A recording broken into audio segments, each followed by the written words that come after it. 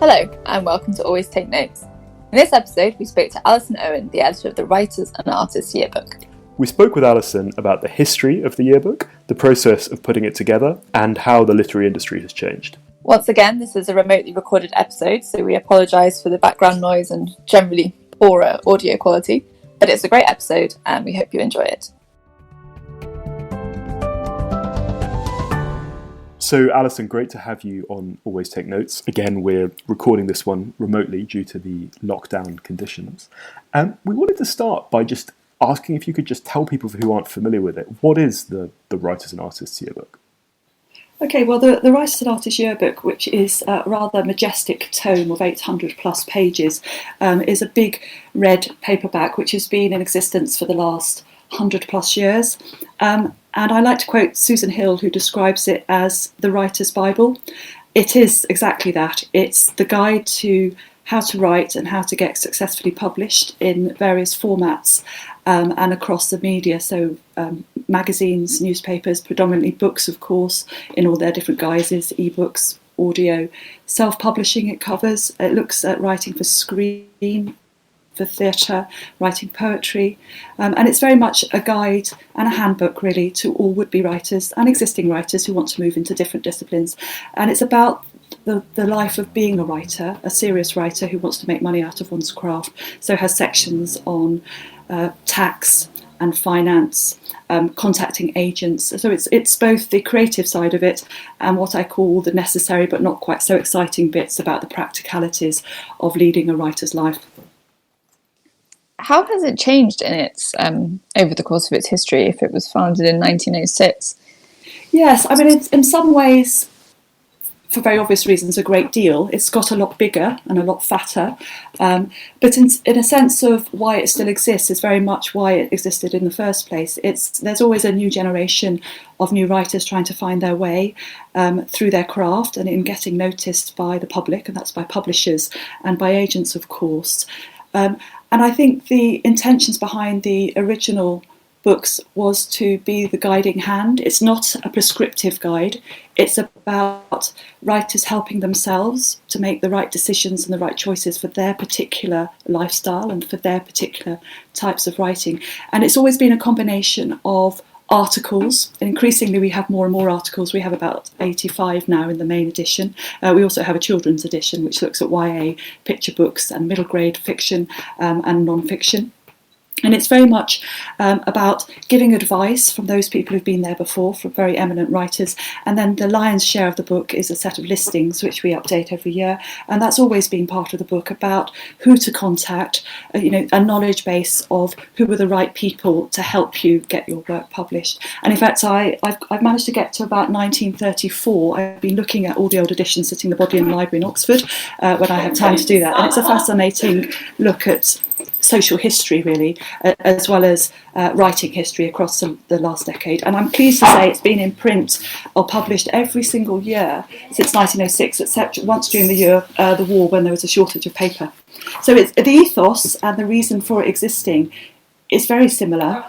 Obviously, the reason we do it every year is because things change. Companies come and go, we get new prizes, new events, new literary agencies set up. So the landscape is forever shifting, but the principles behind its existence is very much true today as it was in 1906, I think. And Alysoun, what is the specific history of it? Who set it up originally and who has been publishing it over that time before it came in? Very august publishing house, A&C Black, which comes from the end of the 19th century, were the first creators of it. The first editor was also a woman, and it's been very much about writing both in the UK, but in its early stages, what's also very, very fascinating is how to get published in India, South Africa, so a reflection of our own geo-history, if you like. And it's A&C Black were bought by Bloomsbury publishers a good 20 or so years ago, and Bloomsbury now publish it under their own imprint. But it's still published within the same stable of companies, if you like. And why is it still published in book form? That's a really good question. Because it still sells tens of thousands of copies every year. And we do publish it in ebook.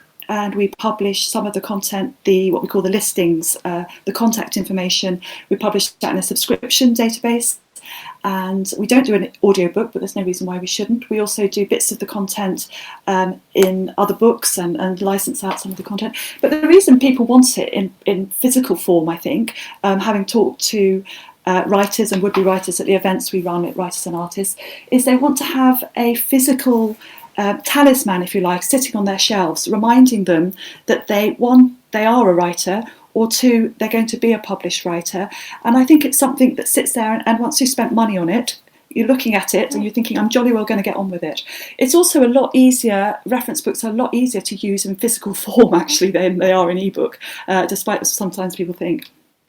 Yeah, it's interesting because I have a copy that I bought the year I left university in 2007, showing my age there, and it certainly has sat on my shelf. I was wondering, there's been a great proliferation in recent years of kind of the writing industry, of residencies and guides and events and things like that. How has the yearbook kind of steered its way through that, and how significant a brand is it really in a world in which there's a proliferation of this kind of a device? Yes, I think one of our huge assets is brand, of course, and that's partly legacy. It's partly that 1906 history that has seen us well through the 20th century. I think one of the things that we're very aware of is to maintain that brand. It's a matter of reviving it, giving it a kickstart, looking at other ways we can expand that brand into other areas. And one thing we were very conscious about 10 years or so ago was, as you say, the arrival, for obvious reasons, the way that new material could be distributed and free material too, to individuals into their own houses, and also there's a proliferation of courses within the university sector, how we were going to offer what we did and still offer more variety, better content to our user base. And so we have a website where we have built a very strong community of writers. We do events when we're going out to communities across the country, and particularly we work with universities and other charitable organisations to encourage people from lots of different backgrounds to come and learn all about writing. So we try not to be too offensively London-centric. We also offer services to help people with their writing, and we also offer a lot of free material which supplements the paid-for content that we have in the yearbook. And we like to think of the material that we have on our site, the shorter blogs and shorter advice articles, as the kind of latest, a very up-to-date currency, and that the yearbook has taken a more reflective view across the last year or so to give more articles which have perhaps a slightly greater longevity. You mentioned the events. What are the sort of main questions that people ask about the publishing industry at events? By far and away, our most successful or sold out events are when we do anything to do with agents. I think most authors, would-be authors, are fairly baffled by publishing itself, and they do ask quite a lot about the publishing process and the editorial things. But they really want to know about how to get an agent. What's the best way of doing that? What things they should avoid doing? What's peculiar or particular to their particular genre or age of writing? So we host agent lunches, out of lockdown at our Bloomsbury offices, and then we do, whenever we're running a publishing day of how to get published, alongside writing events. We also have an agent panel every single day on those one-day events, and also getting together with the agents over a drink as well. So it's very much about how do I find my agent, and we say the quick answer is look them up in the Writers and Artists Yearbook, but they're very, very keen to know when they should apply to an agent, what their cover letter should look like, what are the submission criteria and that kind of thing. It's interesting on the agent thing. I was thinking about this before we spoke, because I know lots of writers with agents, and I was kind of struggling, I think, to think of anyone who had acquired one strictly by sending stuff in to the slush pile and it being picked up anonymously. It was much more often a recommendation from a colleague or family or things like that, and clearly elements of nepotism and so forth are rife in that kind of world. Do you think that the kind of the way that you're facilitating here of someone sending stuff in blind, what do you think the prospects of success are, and is that something you discuss in the yearbook? Yeah, we don't have an article on that per se. We do acknowledge that it's difficult, and the best way of getting noticed if you're an unknown is to put together the most fantastic submission. And the best part of a fantastic submission, of course, isn't the cover letter. That goes some way to being not shoved straight into the bin, of course, if you have a competent cover letter. But by far, it's just having jolly good writing, fantastic writing. I mean, I do share your concerns, and I think it's one of the reasons why we don't want to stay locked in London when we're doing events where most agents are based, where most publishers are based, where most journalists are based. And I think it is a problem, and it has been a problem, that new writers think, the back door is where I have to try and enter the publishing community, and those people who've already got some writing under their belt, be they a journalist or writing for TV, they already know some of the people in this kind of hallowed world. I think it is getting better, and I think one of the reasons it's got better is because it's had to. I think there's, with the emergence of people actually saying, why are we not reading voices, stories from all the different pluralities of people that live in this wonderful land that is Britain and elsewhere? Why haven't we been reading those stories? We want to read them. People have shown us through self-publishing, through websites and things that people do. People have a huge appetite for different types and variety by different people. And actually it hasn't looked very well in terms of what the publishing industry themselves have done, haven't been going out and looking for those stories in greater number as they should have been. And they're picking up their feet on that. And as you know, there's a serious number of bursaries and new publishers, Jacaranda Books, and people who are looking out for, very deliberately, new voices and schemes from Literature North and the like, who are making a very, very concerted effort, and things that are funded by the Arts Council to support and provide new opportunities. But I tend to agree with you to an extent that it's a very, initially it was a very closed, and in the olden days, seen as a gentlemanly private income world, of course. We've come a long way since then, and I think good agents, and agents who come to our events, they're not coming to our events just to tell people about publishing. They're coming to our events because they want to find wonderful new writers, and they will all say that the writing is what matters. And the reality is also that they're not going to find that many diamonds in the rust when they're looking through all those hundreds of submissions that they get on a weekly basis. There are very few books that actually get published from any kind of slush pile, but when they do find them, they're an exciting find for them. Could we talk about how you put the advice in the book together? How many people would you speak to ahead of writing the tips for getting an agent, tips for putting a proposal together? Yeah, so we have a kind of what I call the sort of 5-month putting together of the book, which all the listing side of things are looked after by a series of editors who work with me and who, like me, are all self-employed. The commissioning side, which is the bit I love best, being a commissioning editor in publishing, is deciding what new topics, what ideas are current, what things have been around in the ether for a bit and might need more explanation or a new view about them from a new writer or from a new agent. And I do my research and I commission by speaking to and contacting individual authors, people I might have heard at events, either our own events or other people's, linked to other articles I might have read somewhere else, books I might have read myself, and I think, gosh, this is a great piece of literature. I would like to hear that author's views on X, Y, or Z. So I put to them ideas that I have for an article, and then we take things from there and negotiate, and then they submit, and I discuss with them and do the editorial side of things. So we have a rolling programme, I suppose, of articles. We don't, for quite obvious reasons, recommission 80 new articles every year. Every year we do update and enhance existing articles, and then we add another 15 or 20 articles for each of the titles each year as well, on topics that I think, based on my knowledge of the sector and experience of publishing and of writing, will be the sort of things that our readers would like to read. Alysoun, so we were talking off air before we started about how you'd gone back and looked at some of the yearbooks from years past, and I was wondering if we could talk in the kind of broader question of how has advice that the yearbook is offering shifted, both from decades ago, from the 1930s, and the 50s and so forth, but also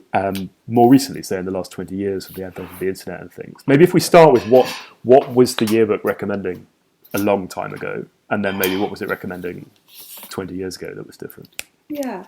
So I suppose one thing to clarify, although the yearbook gives advice and it tries to be as pluralistic as possible to offer advice to as wide a number of people as possible from a wider spectrum of types of author, writing in particular genres and particular types of writing, so as I say, whether that's for screen or theatre or poetry, we don't stipulate, so we don't say you must do this, and although you could argue if something in the yearbook it's a form of recommendation, we're not saying you should do this, you definitely shouldn't do that.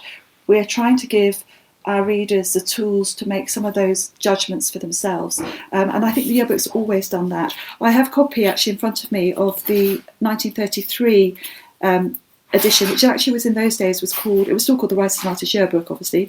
It was called a directory for writers, artists and photographers. I think that's quite telling, the power of photography during that particular era.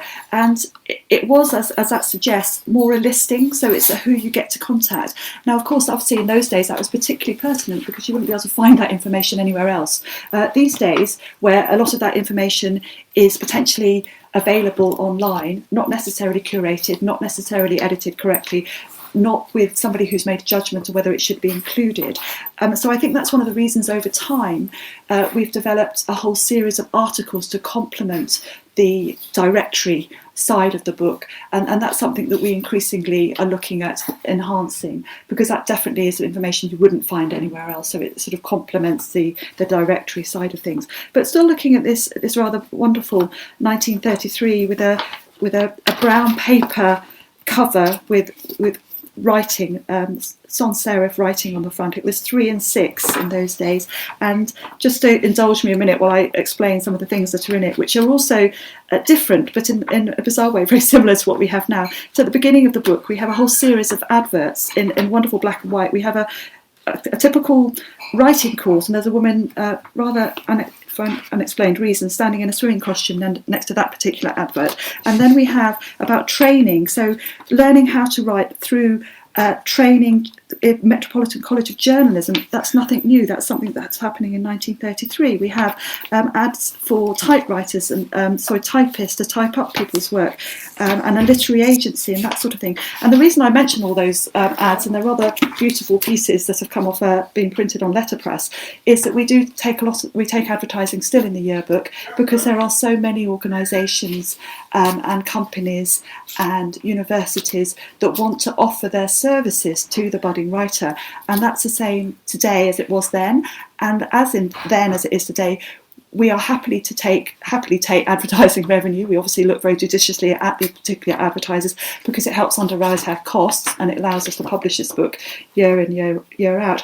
But the other thing, I've just looked at the contents page again for this 1933 edition, and we have Canadian journals, Canadian publishers, Christmas card work. There's some rather lovely things that we wouldn't necessarily be including in the book now. And we've got drawing for advertisements and drawings for cards and drawings for the humorous papers. Quite a lot about film. 1930s, very obviously, quite a lot going on in the film world post-silent movies. We have sections on India, South Africa, areas of our, at that stage, empire, and freelance opportunities. Now, one could argue that those have become much more truncated these days than they were at that particular time. But we still have, and these areas of the book are still very strong, and a bit that gets added to it quite extensively every year, both the literary agencies, but also competitions and prizes. Those bits in particular, and also ways of funding one's work through organisations who help support struggling writers. We see that they, year on year, increase in the number of listings, entries that we include. Prizes is particularly interesting. I mean, it's quite a burgeoning area where people and organisations are happy to support and sponsor prizes for up-and-coming authors. Could you tell us a little bit about your background as an editor, both as commissioning editor and your consultancy, and how you came to work on the yearbook? Yeah, so I started working on English. My degree was in English literature and language, and my first job was working for Longman in Harlow, which were at that stage owned by the same company that owned Penguin, and working on the books that I'd actually used as a student, and that was a great delight because I was ending up talking to the authors who had been my tutors in the olden days. So that was very exciting. So I started very much on the academic higher ed side of things. I then moved to Oxford University Press and worked in the department, which was in those days called the Trade Department, which was their non-academic stuff, so stuff that's sold to real people, if you like, with what they used to call the mysterious general reader. And again, I worked on things like the Oxford Companion to English Literature with Margaret Drabble, and I worked on the Oxford Companion to Wine with Jancis Robinson, and I worked on big, hefty tomes. And what was interesting, both in terms of the content and the way that we were commissioning that content, we were at the very, very early stages, so I'm talking about 25 years or so ago now, we were looking at how we chunk content, so reference content. How could we use that material in ways which was beyond the physical book? And I remember even in the editorial department, one of my colleagues and I, rather than production where that would sit these days, we started doing some very rudimentary XML markup for our titles and captured the text in some very rudimentary ways because we thought one day that might be useful, and hey presto, it jolly well was. So I did a lot in reference and literary side of things, books on writing, quotation dictionaries, and then for very obvious reasons trying to balance a career and lots of children, 3 in my case, I decided to start to work for myself. I'd worked overseas in Singapore and Malaysia for a French publisher, came back to the UK and looked at what I wanted in terms of my creative life and my family life.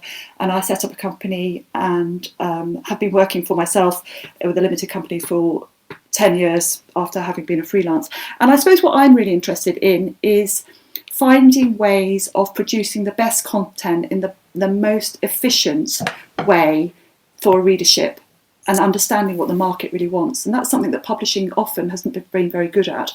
And so asking the market, coming up with a way of delivering that, working with a team. So what I try and do is replicate teams. And I have lots. So on the yearbook, there's 7 editors that work on that. And they become little experts for their section. So we have one who's an expert in literary agents, for example.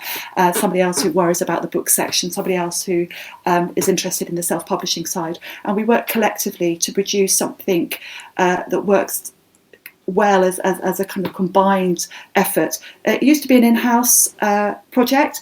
I suppose when I first went setting up my company, I was looking around to think, what do I want to do? Which kind of projects might I like to work on?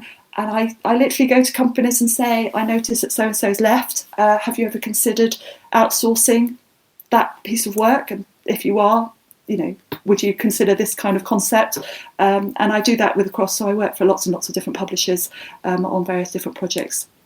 And I have a whole team I have some fully paid payroll people, and then other people who are freelance editors and designers and other people working across the UK. So it's a rule of the podcast that we always ask about money to every guest and how it relates to their writing lives. And obviously, in this kind of world of writerly advice, it's such a huge and often unspoken issue. And I thought very interesting that you touched on this kind of notion that British publishing had a kind of gentlemanly idea based on private income and things like that. To what extent, which certainly I'm sure that's true, and I think it's kind of problematic. To what extent do you think that has shifted?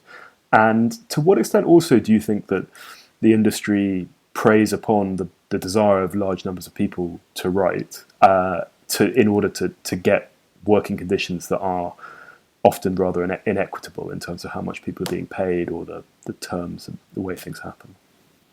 Yes, it's a very thorny question, really, and there's so many different parts to that. I suppose looking at it from the publisher's point of view, it's very expensive to produce a book. And I think what people aren't, I'm not saying that is definitely not an excuse for people not being paid royally in any real sense, but it is expensive to create a book because there's lots of different individuals who have a say and a role in producing that from your designer and your various stages of different editing. Agent obviously gets a cut also of any author's earnings. There's the production side of it, and the printing. Now, obviously, now that we can do ebooks, audiobooks, and we can also do POD, print on demand, that takes away some of the risk, if you like, that the publisher's taking, and things are not held up in stock, so they're not losing money from stock just sitting in a warehouse. But I suppose a publisher would argue that they're taking risk and a punt on an unknown author or even an established author. And we also know that lots and lots of people don't read books, and that, if you compare with other sectors, the number of books that are sold compared with even a single or something that's downloaded in terms of the music sphere or something on Netflix, we're talking tiny units. And although the three of us and those listening to this podcast might be somewhat aghast at that, it is a harsh reality. Looking at it from the author's perspective, it's not a good enough answer what I've just given them, really, to say, well, it's expensive to produce a book. I think you're right. I think the Society of Authors have campaigned a lot about this fairly recently. Whenever we get surveys from the UK or the US about authors' earnings, it's a pitiful, something like 500, 5,000, whatever, depending on the type of author per year, which is definitely not something anybody can live on. I know that there are charities that are supporting authors, and I know, as I say, Society of Authors, Writers Guild are doing a lot to champion authors' earnings. And I know that in terms of extracurricular, authors are having to supplement their writing income through visiting schools, for doing events, and I feel very strongly, as indeed does Society of Authors, that authors should be paid for that work, and that they shouldn't be offering to do any of that for free. And I feel strongly that for the yearbook, of course, we pay a sensible amount for every article that we commission. And I think I'm going to be talking to some authors later this week about advice for a new project I'm thinking of. And although that will be a phone conversation, I'm paying them for that phone conversation, because I think that's appropriate, because it's their intelligent brain and experience that I'm wanting to harness. It's a tricky one. I think you're right that lots and lots of people want to be published, and it is something that people, all of us, think is something which is a great triumph, and indeed it is, because we know how difficult it is to get published. There's so many people wanting to get their book into print. I think it's another reason why some people are choosing to self-publish. And when people self-publish well, and they know their markets and they know how to get to their market, some people are doing financially very well with that. They're keeping a much higher percentage of any royalties that are earned through selling through the likes of Amazon and the Apple Store, etc. This episode of Always Take Notes is supported by Clean Prose, London's first co-working space designed specifically for writers. Based over 3 stories in Shoreditch in the east of the city, Clean Prose's mission is to provide writers of all stripes, from novelists to playwrights, with a space and a community designed especially for them. To foster strong connections, Clean Prose offers a professional network that many writers miss when they work alone at home, at a library, or in a noisy cafe. The ground floor is an event space, offering workshops, talks from experts, and book launches. The first floor is an open-plan common room. It is a space for writers to connect, collaborate, drink coffee, and develop their professional networks within the publishing, TV, film, and other creative industries. The second floor is a totally quiet space in which to concentrate and write, with private desks, lockers, and an extensive book collection. To find out more, go to cleanprose.co.uk. Always Take Notes listeners are eligible for a 5-day pass to Clean Prose. To redeem this offer, please email write@cleanprose.co.uk with the subject line ATN-Welcome 5.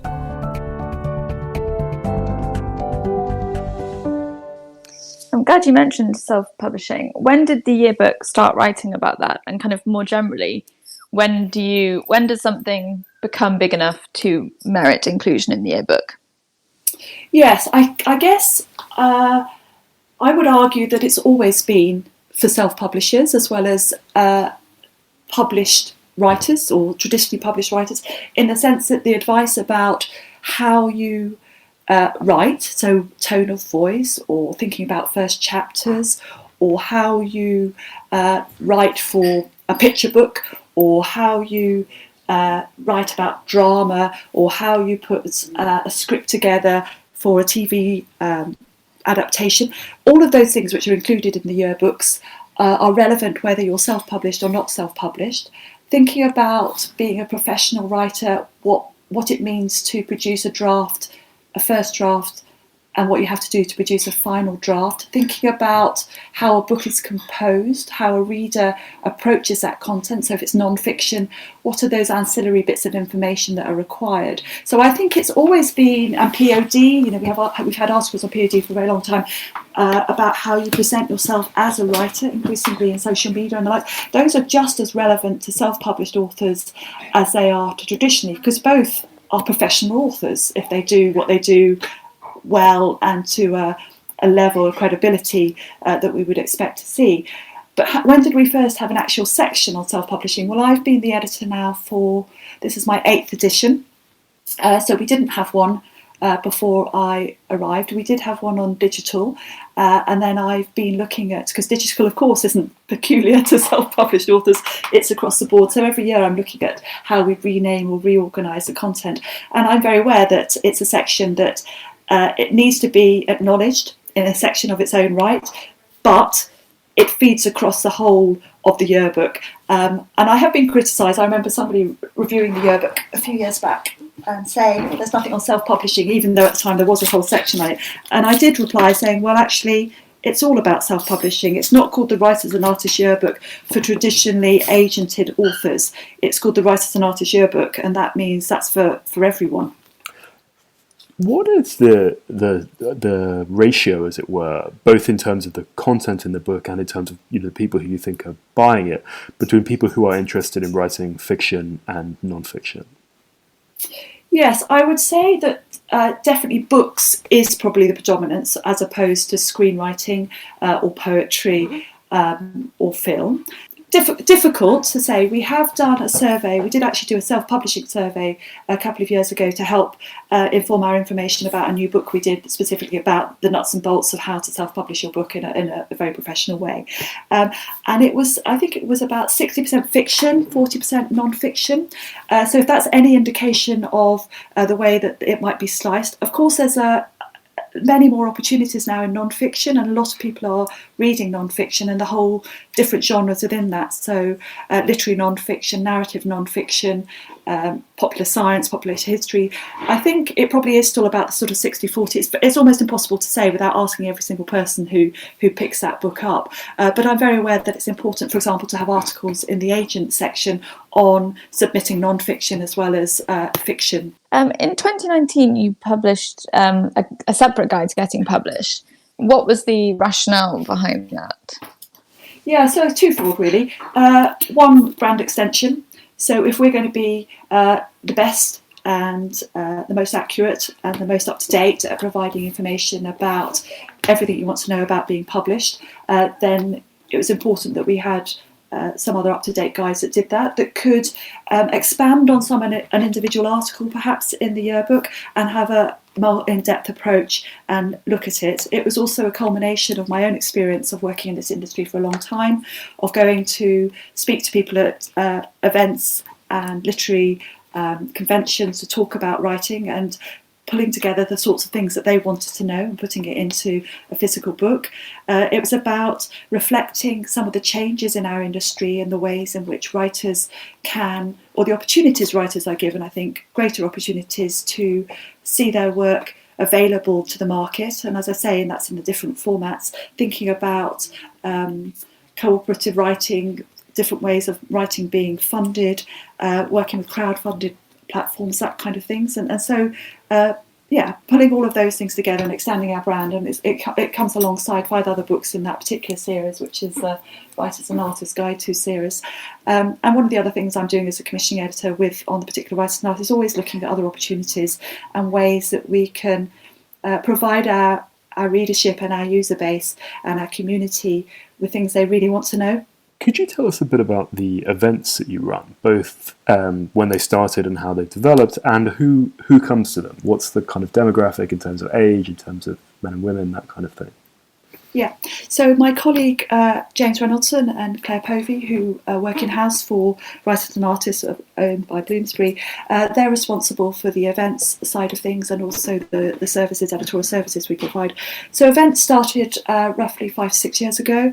They're a combination of internal events at Bloomsbury's own offices in London, and as I say, working with other organisations around the country. So for one, a good example is the Open University, who have places, residences, physical buildings in Cardiff, in Belfast, in Edinburgh and in London. And they also have a group of students who are doing online creative writing courses, but they no longer offer them any physical coming together, discussion, sharing ideas. And we found that with a lot of things going online, that actually more and more people do want a sense of community where they get together with like-minded people. They may not have that in their own communities. They might belong to a writing group, but they may not. They may not have much time to get together with other people, but we put on one-day courses across the country. The demographic depends on where we're hosting it and who else we're partnering with, if we are partnering. If it's a literary event at something like the York Literary Festival, the demographic is very mixed, slightly more female than men, tends to be across the board. Literary events tends to be all ages. If we're working with a university, we offer some places to some of those students. If they're undergraduates, then a lot of younger students.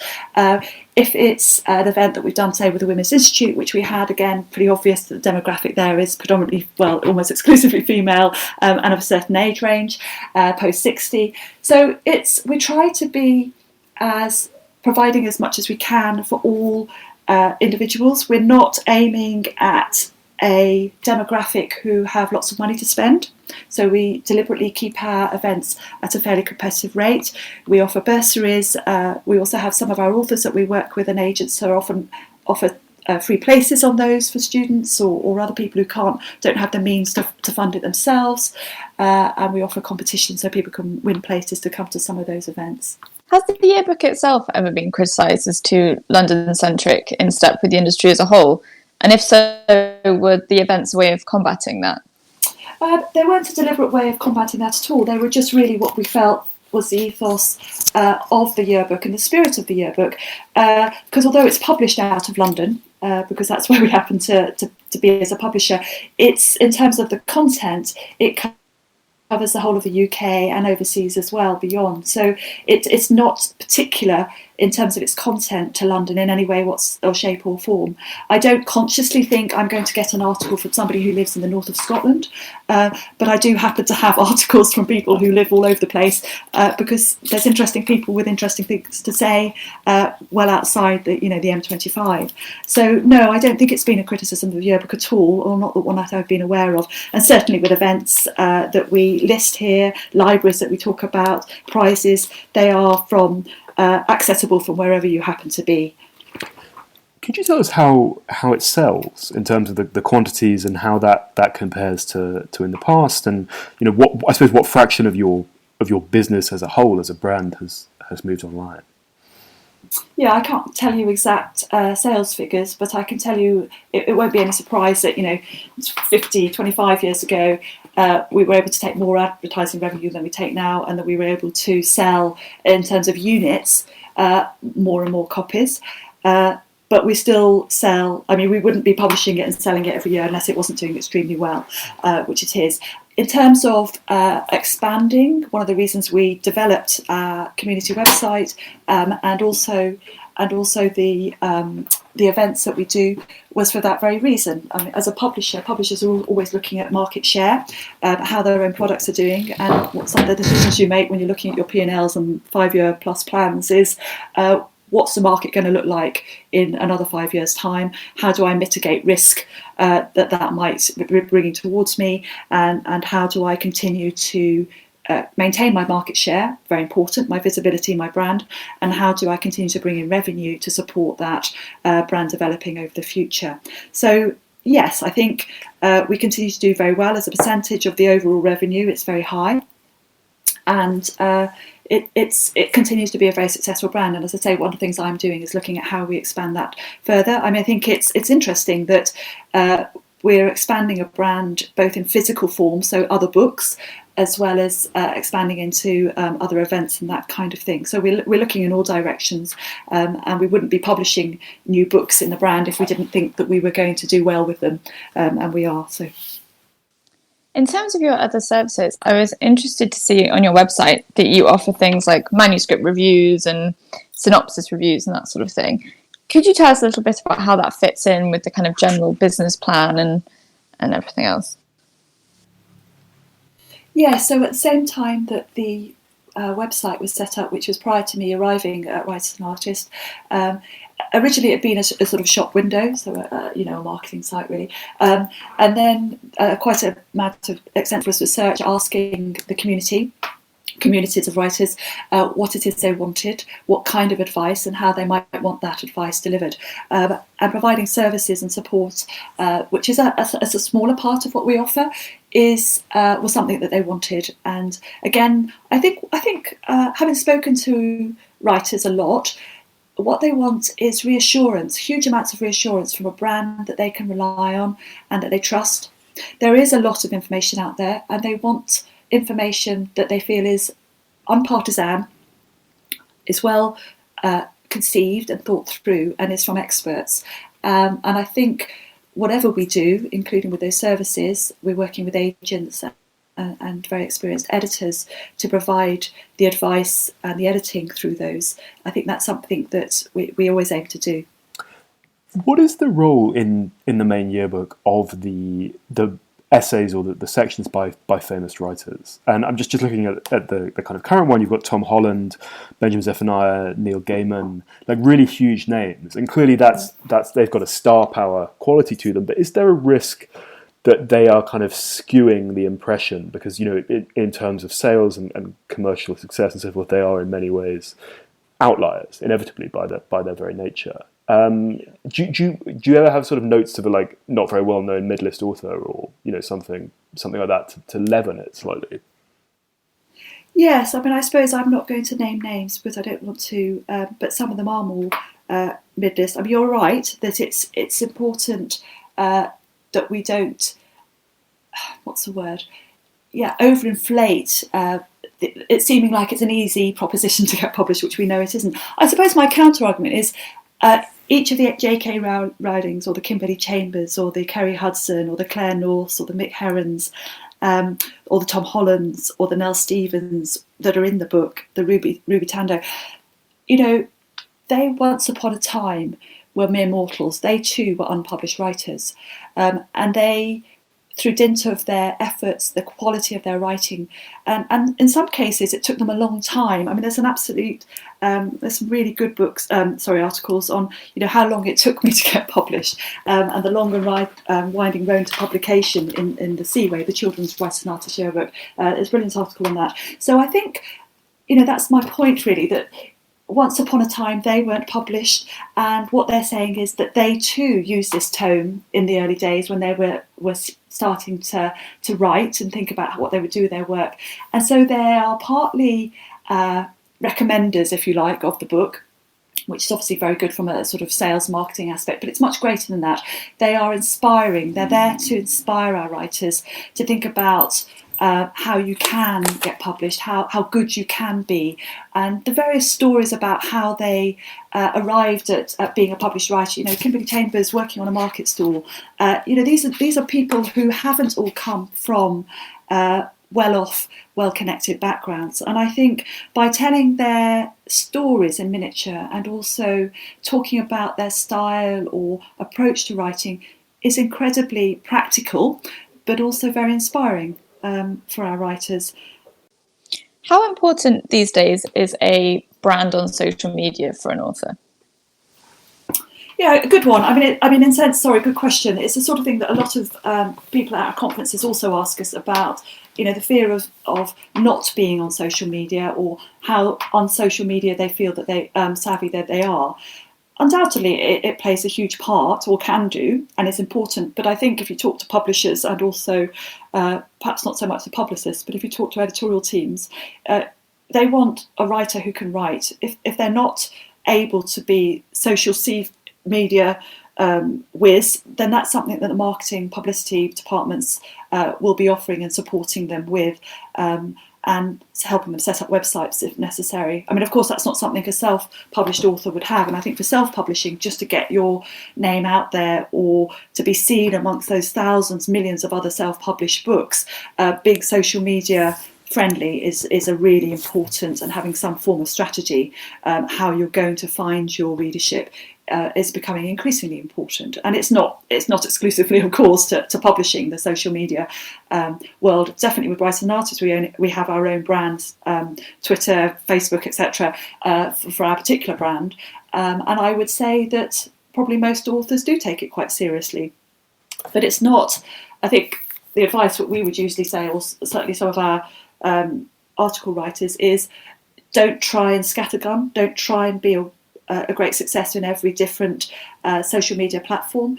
Choose the one you might want to start with and see how it goes, and build from there if you can. And if you need to get other people to help you with it, if you're self-published, it might be some money well spent, so that you can concentrate on the things that you're fantastic at, which is writing. I was going to ask, how UK focused is the yearbook? I mean, you mentioned again, we were talking about some of the much older editions that had focuses on South Africa and India. How much do you regard yourself as being a guide to the British publishing market, and how much is it becoming increasingly international? I would say it's predominantly the British market. We do include sections on American agents and American and other English language publishers in the physical book, and then online we have some extra content for agents and publishers and newspapers and magazines in other countries, but again, for quite obvious reasons, we can't include all of those in the physical book.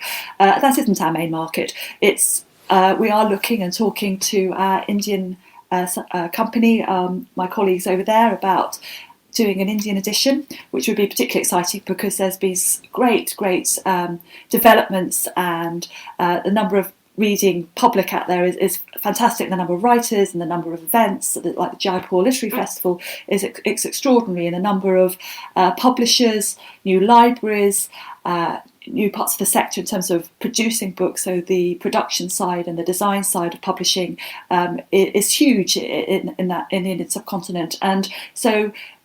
But I wouldn't presume to produce that book from here, which is why I'm talking to my colleagues over there, because they know about their market and they have their contacts over there. So it's the barometer, if you like, of the British publishing scene, and that's one of the reasons, again, we have to have it every year, because it keeps up to date and reflects that and discusses that. And we always have an article from Tom Tivnan at the Bookseller on news, views and trends, review of the publishing year, and that's very much a UK-centric view of the publishing year, with a little bit of thinking about the wider universe, for obvious reasons, again, because of the 5 big publishers who are global conglomerates. But yes, there's some very good competitors in the US, and I would rather be the top player in this market than trying to dilute what we do and not do it quite so well in the US. We do sell through the US because we obviously have our own company there, but not in truckloads, and we do sell into Australia, into Canada, into New Zealand, and we do have sections on New Zealand and Australia and South Africa. But yes, it's very much a UK-centric product.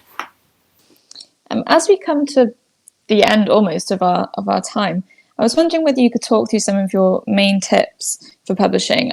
In the 2019 edition of the yearbook, you offer some that hold true regardless of format. Yeah, I think the main tips, I think it's really write what you want to write. I think you cannot come up with people do formulaic writing in the sense that they come up with their own concept and then they produce more and more novels in that genre or that vein. You need to write as a writer what you're in your heart you want to write, and not what you think somebody else wants you to write. I think that will produce the best possible writing. I think you need to do your homework, use the likes of the yearbook and other resources, and really understand what the publishing industry is about, understand how it is structured, understand how agents work and what they will and might not be offering you, so that you can make really informed decisions about what you are going to do. I think you do necessarily have to be patient, and if you're finding that you are getting knockbacks too many knockbacks, it might be that your submission isn't quite what it should be. It might just mean the time is not right for that story, and it also might just mean there's just too many books wanting to be published, and therefore trying the self-publishing option, as long as you do it really well and professionally, and you take advice and don't attempt to do it all yourself, is a good option to consider. I think it's about, as I say, understanding how it works and talking to other people, connecting with other writers, connecting with authors online, following Twitter feeds for agents. On the whole, publishers tend to be quite a nice, friendly bunch, as do editors and agents, and they really do want to find brilliant new writers and connect with them, and they love discussing writing and creativity. So I think it's keeping your ears and eyes open. And then, of course, the main thing is to write. It's not to spend too much time going to literary conventions. It's not doing too much research, so there's never time to actually sit and do the thing. It's sort of sticking one's bottom to the table, to the chair, and making oneself do 200, 2,000, whatever it is, words a day, a week, a month. Being a bit dogged about it, realising it can be really hard work, but keeping at it because you believe it's what you want to do. And having that faith, because coming back to that point I made a little while back, everybody was a debut author once upon a time. Nobody was born a writer. And therefore, and I do say this at my events, there isn't any reason why somebody sitting in the room that I'm addressing or talking to and having a discussion isn't going to be the next stellar super bestseller. And anyway, does everybody want to be that? Or do they want that one book published? Think about their own horizons, what it is they really want to get out of this. I think that's an important aspect too. Well, look, Alysoun, thank you for being such a stellar guest on Always Take Notes, and wishing you all the very best with the yearbook and with your other projects going forward. And thanks to your patience with the lockdown audio recording as well. Thank you. It's been a pleasure. Thank you both very much. Hello, it's us again. Simon, what did you make of that episode? I thought it was very interesting. I mean, I've had a copy of the Writers Artists Yearbook since I left university a number of years ago. I have to say I haven't actually used it that much. Maybe I should have used it more. But I thought it was really interesting to kind of dig into how the brand has developed and changed, and the plethora of services they now offer, and also have views on the relationship between publishers and writers and where the relative balance of power lies in that. What about you? Yeah, I really enjoyed it. I mean, it was interesting to see in the most recent edition that they had a essay on kind of writing for gaming, as well as all the self-publishing stuff. I mean, it's just goes to show how much the industry has changed. Yeah. Again, really, really good to have her on. We should also give our naked request for funding at this stage. So, as Rachel and I have been shamelessly doing in recent episodes, we'd like, if you've enjoyed the show, to direct you to our crowdfunding page, which is at patreon.com/alwaystakeNotes. Many thanks to all those who have contributed in recent weeks. Rachel, what do the good listeners get if they sign up there? The good listeners get a bundle of pitches to a number of outlets in exchange for their donation. So you can see how different pitches are put together, how to be successful, and critique the styles of the writers, if you so wish. It's genuinely a I think quite useful package that we're offering, and we really appreciate everyone who helps. Anyway, this has been Always Take Notes, hosted by me, Simon Acombe. And me, Rachel Lloyd. Our producer is Nicola Keane. Our social media is by Owen Redahan. Our graphic design is by James Edgar. And our score is by Jess Danheiser. If you'd like to follow us on social media, you can find us on Facebook and Instagram at Always Take Notes, on Twitter at Take Notes Always, on the aforementioned Patreon at Always Take Notes. And if you'd like to leave a review on iTunes, please do. Many thanks. Goodbye.